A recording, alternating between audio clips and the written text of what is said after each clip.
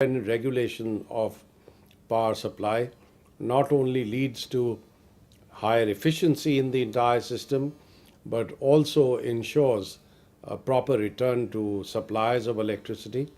And this is important because that's the only way you can attract private capital into the sector. But at the same time, it should provide fairness and equity to the consumers. So I believe this is an area where we need to work together. Those organizations that have the expertise, that have the knowledge of reforms in the electricity industry, and ensure that we create the capacity through training, through focused research activities, and bring about a major change in regulation of electricity. But more importantly, I believe Bihar also needs to address the growing, and I would say the extremely important challenge of access to electricity. We know that a large part of the population of the state has no access to electricity, and in several cases, even where this access is available, people do not get good quality and reliable power. This is where I want to bring to your attention a major program that we have launched called Lighting a Billion Lives. And I hope you can view the very short film that I'm going to show you towards the end of this talk.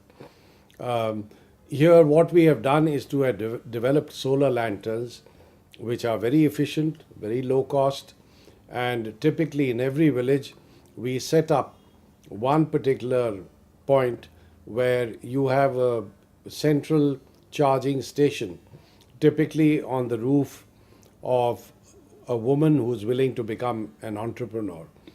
And typically, what we do is to find a woman in a village who's willing to become an entrepreneur, and we set up a central charging station essentially with a solar panel on her roof. And during the course of the day, she charges all the lanterns in the village and rents them out at night. So, this is a very market based sustainable model on the basis of which everybody in the village gets clean, efficient, and sustainable lighting. And this eliminates the need for candles or kerosene oil or other forms of combustion based lighting, which always lead to a great deal of pollution and therefore very harmful effects on the health of particularly women and children who are sitting around this light.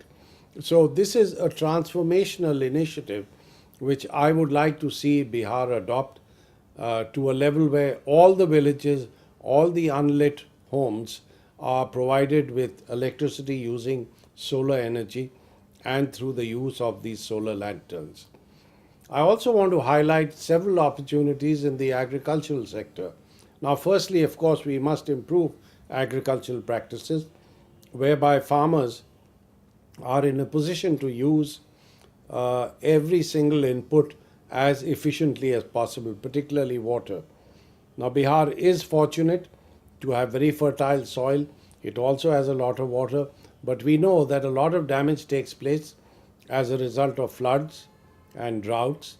And may I emphasize the fact that with the impacts of climate change, the frequency and intensity of these possibilities and these particular events will increase substantially. And I would submit that the state of Bihar must therefore work, for instance, with my institute, whereby we can carry out a detailed assessment of the impacts of climate change and how they are going to translate into a higher frequency of some of these extreme events, and also the occurrence, for instance, of heat waves and other such impacts that are likely to take place in the future. Irrespective of these factors, agriculture needs focused attention, because not only can we and must we bring about larger spread of information and knowledge, whereby farmers are able to use every single input as efficiently as possible, but we must also introduce innovation. And here I'd like to bring to your attention areas like the use of mycorrhiza.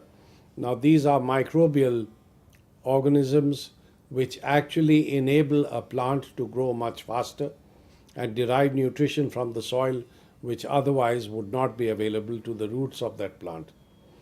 We also know that we can use biofertilizer